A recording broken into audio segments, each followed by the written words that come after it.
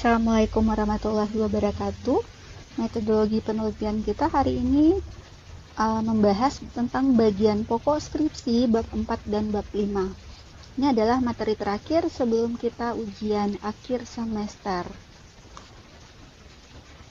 Nah, bab 4 dan bab 5 skripsi ini nanti akan dikerjakan setelah mahasiswa itu lulus seminar proposal.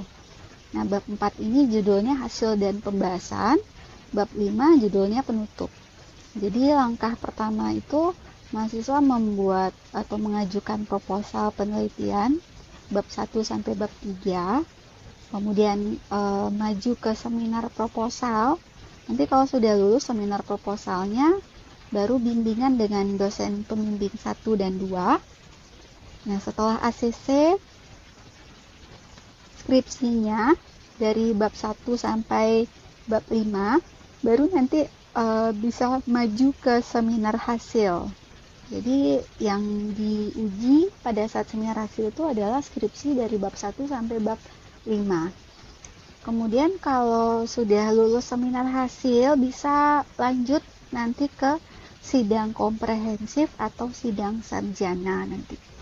Jadi ada 3 kali ujian yang harus ditempuh mahasiswa sebelum dia mendapatkan gelar sarjana.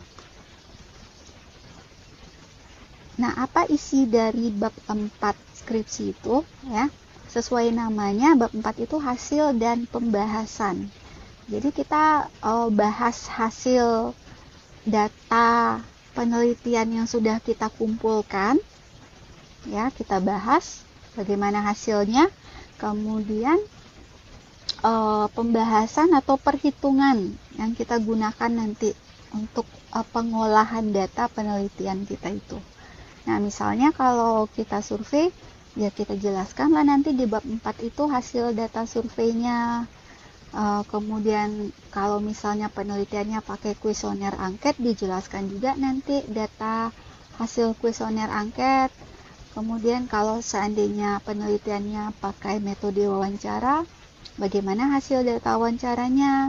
Kalau penelitiannya uji labor, dijelaskan di bab 4 bagaimana hasil data uji laboratorium penelitian dan sebagainya.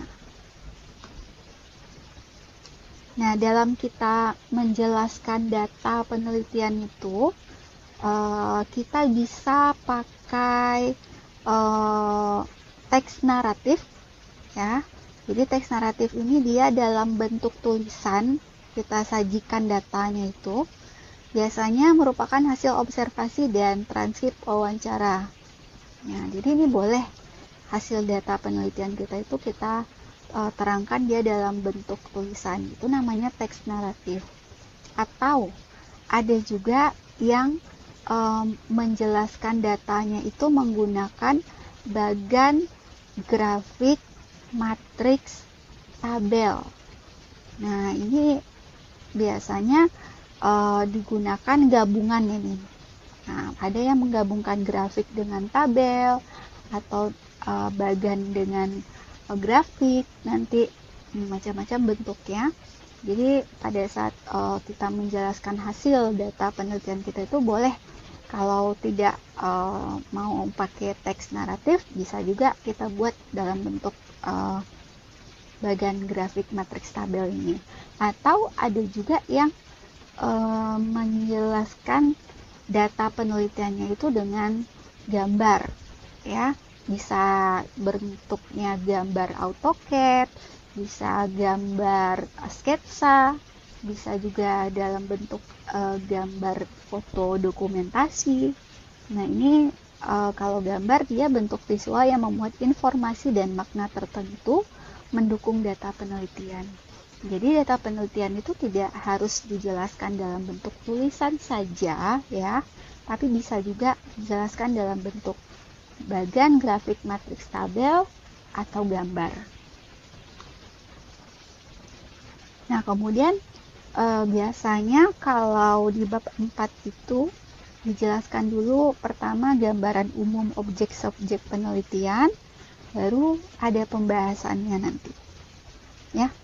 Jadi gambaran umum objek atau subjek penelitian ini nanti akan berisi mengenai garis besar hasil observasi penelitian terhadap objek atau subjek penelitian. Jadi kita jelaskan dulu secara umum atau secara garis besar dulu. Apa sih yang mau kita teliti? Apa objeknya yang mau kita teliti? Nah, kemudian kalau sudah kita jelaskan dia secara umum, secara singkat, baru nanti dibahas.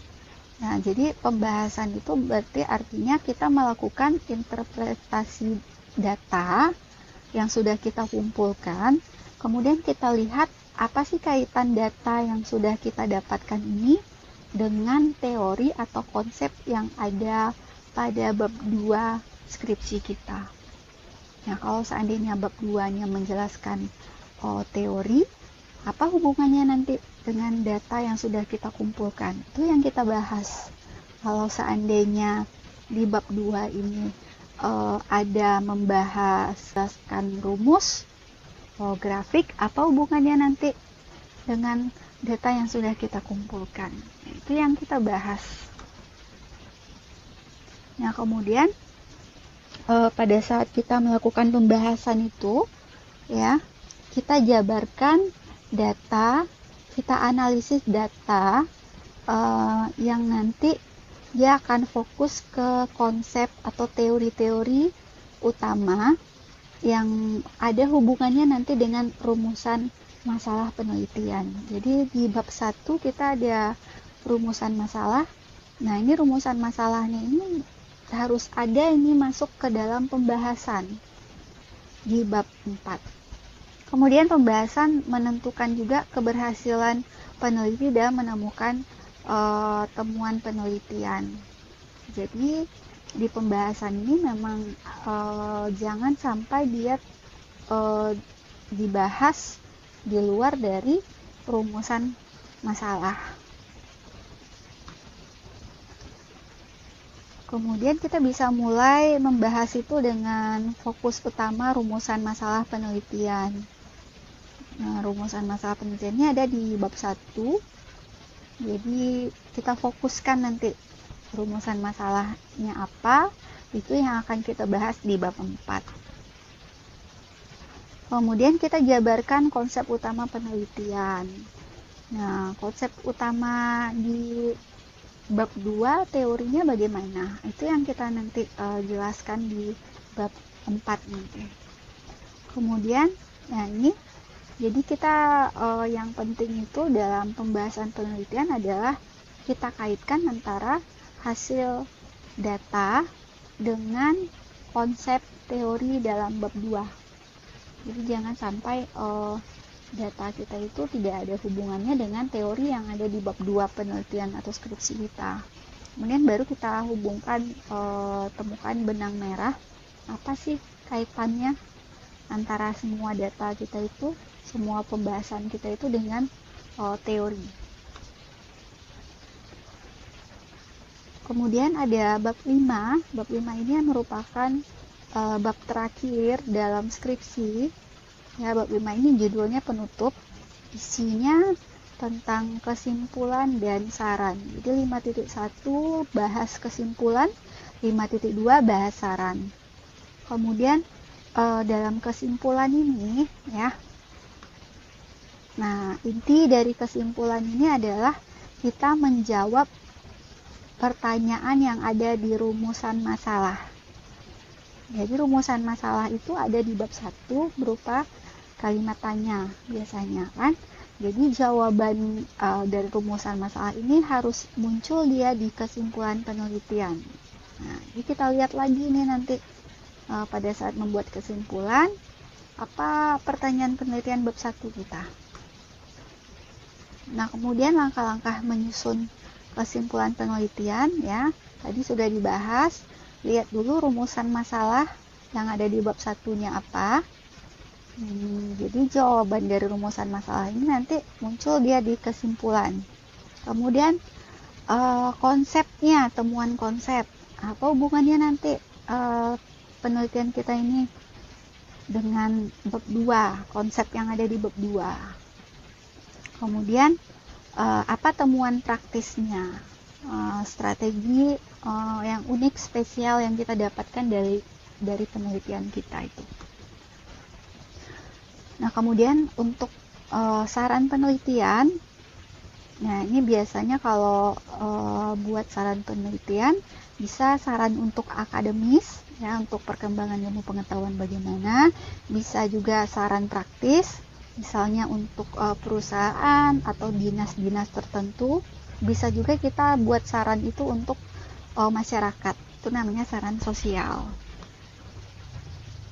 Nah, kemudian yang harus diingat adalah setelah mahasiswa menyusun skripsi, masih ada lagi proses selanjutnya adalah menyusun artikel jurnal penelitian. Ini sebagai syarat wajib wisuda. Nah, di sini untuk menyusun jurnal penelitian itu ya merupakan salah satu tanggung jawab peneliti mempublikasikan hasil penelitian. Jadi hasil penelitian skripsi mahasiswa ini bisa dipublikasikan nanti ke dalam jurnal atau dipublikasikan di repositori universitas. Nah, intinya untuk membuat jurnal itu ya ada pendahuluan, ada kajian pustaka, ada metodologi penelitian, ada hasil penelitian dan pembahasan, ada kesimpulan. Jadi kalau skripsi itu dia bisa tebalnya lebih dari 100 halaman. Nah, kalau kita susun jurnal penelitian, ini nanti jadinya cuma 10 sampai 12 halaman saja. Ya. Jadi yang skripsi 100 lebih halaman mau kita jadikan dia jadi jurnal yang tebalnya cuma 10 atau 12 halaman. Nah, bagaimana caranya? Ya, untuk pendahuluan yang kita masukkan itu cuma ringkasan singkat saja, latar belakang, inti penelitian apa.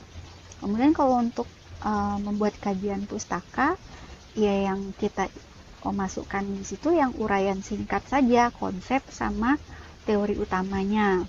Kemudian untuk metodologi penelitian, ini dijelaskan ringkasan singkat metode penelitian dan alasan kita memilih metode tersebut. Hasil dan pembahasan ini juga berupa ringkasan saja, ringkasan utama hasil dan pembahasan. Terakhir ada kesimpulan. Nah, di kesimpulan ini kita hanya bahas poin-poin utama kesimpulan yang menjawab pertanyaan penelitian. Nah, jadi ini merupakan syarat wisuda nanti. Jadi mahasiswa menyusun jurnal penelitian. Jadi skripsi yang jumlah halamannya lebih dari 100 lembar menjadi artikel jurnal yang halamannya cuma 10 sampai 12 halaman. Intinya adalah yang dibahas hanya ringkasan singkat atau ringkasan utamanya saja.